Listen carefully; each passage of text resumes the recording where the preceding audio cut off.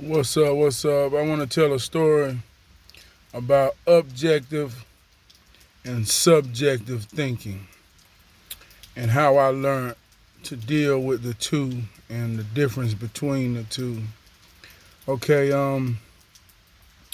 back in 2007, 2008, I was a supervisor at a paper mill, and my responsibilities of a supervisor was pretty much, self-explanatory. I oversaw everything, but I had a new manager that came and took over the converting department at this paper mill, and he didn't really have no understanding in terms of how it really went.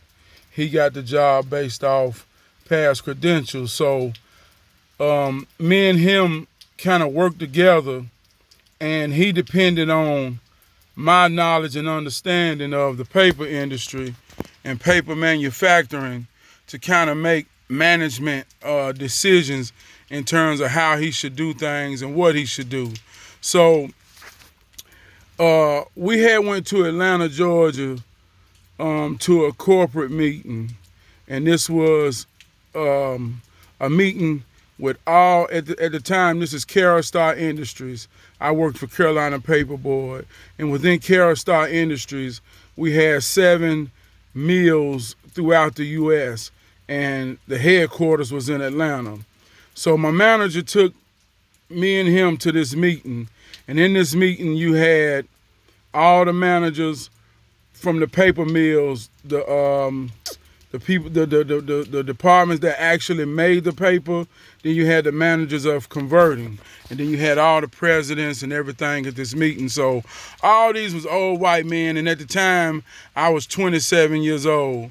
So they looking at me like, who in the hell left the gate open? How in the hell he get in here?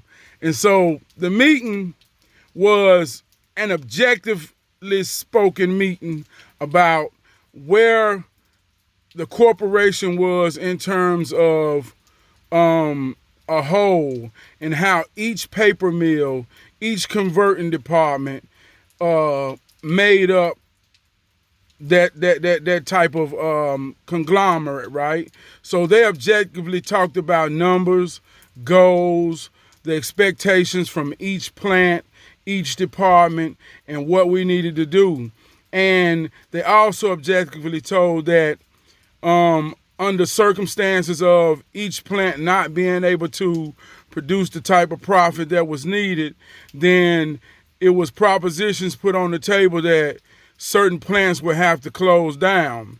So in this meeting, they was objectively talking about what it takes to get there, how do we maintain that, and the best strategies, somewhat to do.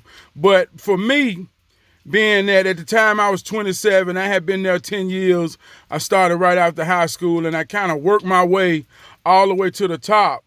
So I had the subjective understanding of what it truly takes to manifest what they were saying from the lowest to the top. At this point, like I said, I was a supervisor / manager. So I took the ideas and translated them to a subjective type of way of thinking and representing the workers that I was responsible for taking this objective conversation and putting it in place. So I spit a lot of stuff, man, about what it actually take, how it would affect, and all those type of things. So when I got back, now one of the coaches of this paper mill was, for years, they was accustomed to working 7 days a week, double time on Sunday, time and a half on Saturday. At one time, we was making production. We could make up to $25 an hour, 7 days a week, double time on Sunday, time and a half on Saturday. And people would work like this for years without a scheduled day off unless they took a vacation. So the culture of this job became, everybody was used to making $1,000 a week. I mean, that was just explanatory. Everybody expected that. So now with everything changing in the economy, and this was in 08, 07, so our main 3 customers that we fed industry-wise was the hardback book company, R&R Donnelly. They did a lot of publications of books. They made the books. We did a lot of picture frame work. We supplied the furniture company, like when you see the boards on the back of the furniture and the bottom of the drawer. So we did a lot of that. But the book company and the picture company was kind of taking a hit because technology was evolving and a lot of people wasn't buying hardback books. So the game was changing. Now for me, being a supervisor now with people who've been here 20 years, who's accustomed to a way, they was accustomed to working 7 days a week, and their lifestyle had began to kind of be concreted around a 7-day-a-week check. Now, me as a supervisor, every day I had to do a scheduling meeting. And in this scheduling meeting, it would be me, the manager, all the management from the mill side where they made the paper, and we would look at all the orders and we would analyze all the process. And I had to, which is converting, I had to somewhat give my stamp of when we can deliver these truckloads of paper, right? So I was responsible for scheduling all that was coming out of this paper mill from my department. And this would be like, between two shifts, we were scheduling at least 10 or 12 truckloads of paper coming in and out, you know what I mean, being shipped out the company. So now that the volume of what we're doing changed, they put the pressure on me to say, we got to save money. And if you don't have to have people work 7 days a week, we need to try to schedule this as much as we can to save time in terms of paying overtime and all these type of things. So now that I'm in position to make these decisions, but it's a part of my responsibility to do it in a cost-saving type way. So now objectively, they tell me that.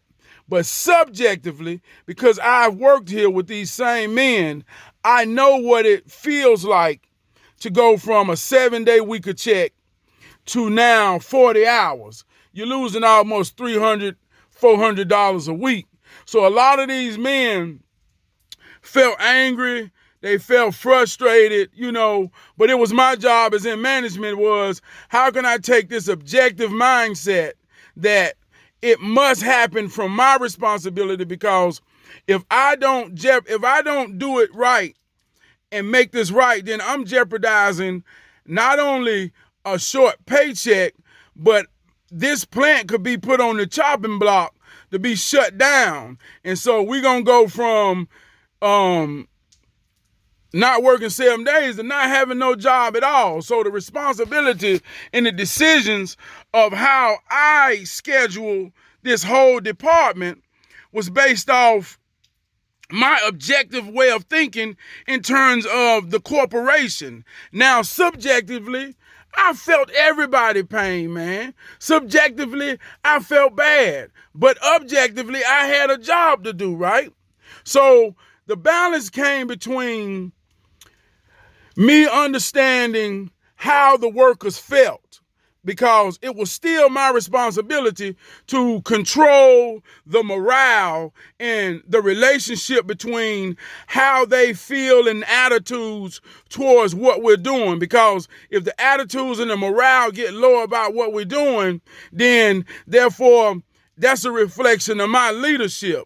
So one thing about leadership is about you take an objective idea or an objective narrative, and it's according to your ability as a leader, how you translate that to be ingested subjectively. You see what I'm saying? So I said all that to say this.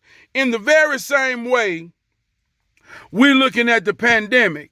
And in the very same way, they saying, should we open? Should we close? Should we stay closed? And you got some people out here objectively saying, man, if we don't get back to work, everything gonna shut down. And that's from an objective type way. If you ever used to watch Scandal, they used to always talk about this. Nobody was greater than the Republic. If they have to kill off whoever, then your life is never greater than the greater Republic. So in the same way the objective narrative about this opening back up is, if we don't open back up, the American economy is going to crash. And in the same sense, they're saying there will be few that die, but those that die are necessary in terms of the sacrifice to the greater good of the American economy. Now, subjectively, I don't want to be the one that die. They say, well, only 2% will die if we open up. But if we stay closed, but I don't want to be the 2%. See, subjectively, now I realize that, okay, so we can sacrifice taking a loss. Just like in the paper said, I can sacrifice shutting down a whole plant to save the corporation, but within that whole plant, that would be 400 jobs that's destroyed, 400 real human beings that got families, children that's dependent on them, that had jobs that they saw they would retire. So you got 400 families now that's about to be affected by me saving the corporation to say this plant closed down because we're going to sacrifice y'all jobs. So in the same way, when we objectively get to talking about we got to open up because the American economy going to crash. We don't want the American economy to crash. But subjectively, you're risking real lives. You're risking, it could be your cousin, your grandmama, your family member that is a part of the very small that will be sacrificed for the American economy. See, subjectively, hell, that shit don't make sense now. My life is worth more than goddamn motherfuckers going to get their hair cut and weave put in their head. You see what I'm saying, man? So understand from which perspective you speak, objectively and subjectively. And it's not to whether say each one is wrong or right, because objectively, if I have a job in management, objectively, it's my job to manage these things under whichever circumstance. But subjectively, see, that's when when my perspective and my opinion is based in my feelings and emotions. Subjectively, man, I don't want to fire you, brother, cause you been in here bullshitting on your cell phone, won't work. You ain't coming to work on time. Subjectively, come on, man. I wish I could give you one more chance, but objectively, you know the rules when you got this job. And I got 300 more people that's watching me how I handle you in righteousness and respect. So objectively, I got to do my job, and I got to set my emotions and my feelings aside to say your ass is fired. You get the difference? So, and that understanding and that narrative changes with someone's level within whatever situation. See, if I'm just a regular old worker, I ain't got to think objectively. It's all subjectively, but the higher I get, see, my thoughts become objective. You see what I'm saying? So, I hope this makes sense to you, man. Look up the definition of subjective. Look up the definition of objective. And always know where you stand from the rhetoric which you repeat. You see what I'm saying? Because, like I say, I don't think nobody really knows nothing in this. We all just talking rhetoric. Nobody really knows nothing. Nobody knows what's best. Nobody knows what's real. We all just in this thing trying to survive and hope we can dodge the bullets and the bullshit. You know what I mean? So, that's what it's about. But I understand everybody got a perspective and everybody talking, they talk. But be mindful of the talk you talk. Yeah, we need to open it up cause the economy gonna crash if we don't. And we know if we open it up, ain't that many gonna die, but some got to die before you get to talking all that crazy shit. You see what I'm saying? I don't care if one person die from it. That still one person is somebody. You see what I'm saying? So just kind of Be careful how you speak on things when you don't understand what you're speaking and from which way you're speaking. I love you.